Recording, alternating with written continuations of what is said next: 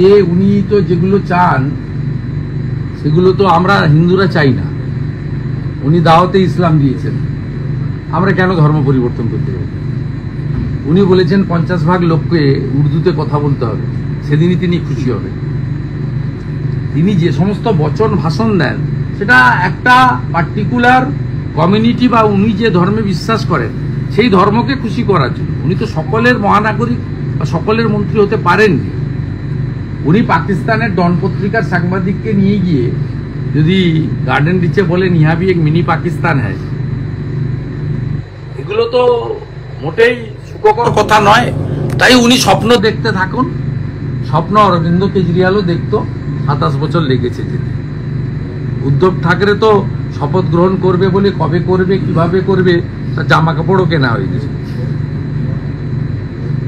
সেগুলো সব সফল হয় না।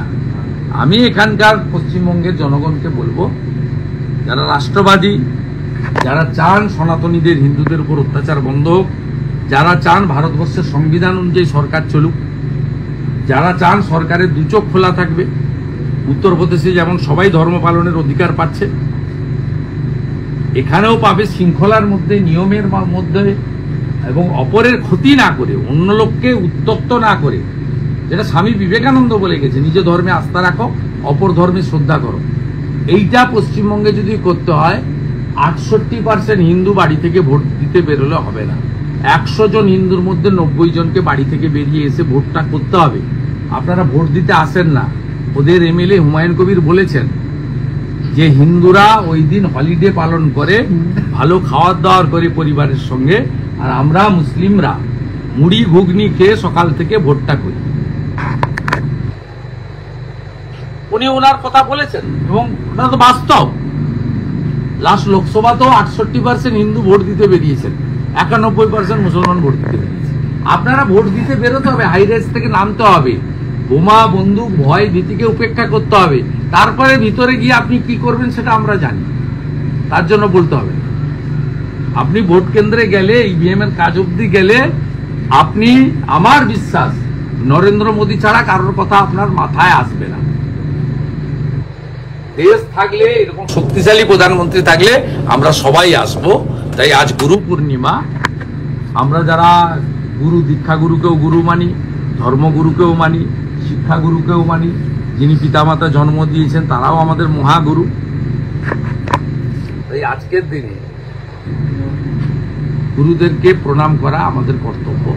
আমি 10 জন মহারাজকে, স্বপন দাশগুপ্ত আমার সাথে ছিলেন শিক্ষাবিদ, খোলা হওয়ার কার্যালয়ে ওনাদের আমন্ত্রণ করেছিলাম, প্রণাম করলাম এবং সামান্য অর্ঘ্য দিলাম। এটা আমাদের কর্তব্য। একটা শেষ প্রশ্ন, গতকাল আমরা দেখেছিলাম যে পুলিশকে একজন ধর্মঘটিকে চড় মারতে, সেটার ব্যাপারে পুলিশ সক্রিয় থাকলো না, কোনো কিছু ব্যবস্থা না, অথচ একজন সিপিআই নেত্রী সে পুলিশের চড় মেরেছে। ধর্মঘটের ধরুন আমরা বিরোধী, আমি ওই ইস্যুর মধ্যে যাব না, কিন্তু প্রকাশ্য রাস্তায় একজন রাজনৈতিক কর্মীকে চড় মারাকে সমর্থন করি না। ওই পুলিশকে সাসপেন্ড করা উচিত।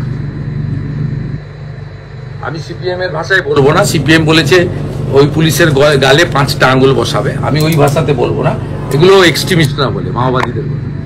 আমি বলবো দেশে আইনি বিধান আছে, আপনি কোনো রাজনৈতিক কর্মী, কোনো নাগরিককে আপনি অপমান করতে পারেন না। আপনার বেতনটা আপনাকে কোনো রাজনৈতিক দল দেয় না, কোনো ব্যক্তি দেয় না, সরকার দেয়।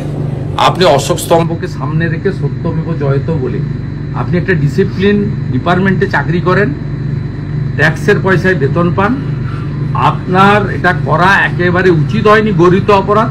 এবং ডিজিপি রাজীব কুমারের কাছে আমি দাবি করব যে এই পুলিশ অফিসারকে অবিলম্বে সাসপেন্ড করে ডিপার্টমেন্টাল ইনকোয়ারি ইনভেস্টিগেশন করা উচিত এবং আইনগতভাবে যে বিধান আছে তার মধ্যে দাঁড়িয়ে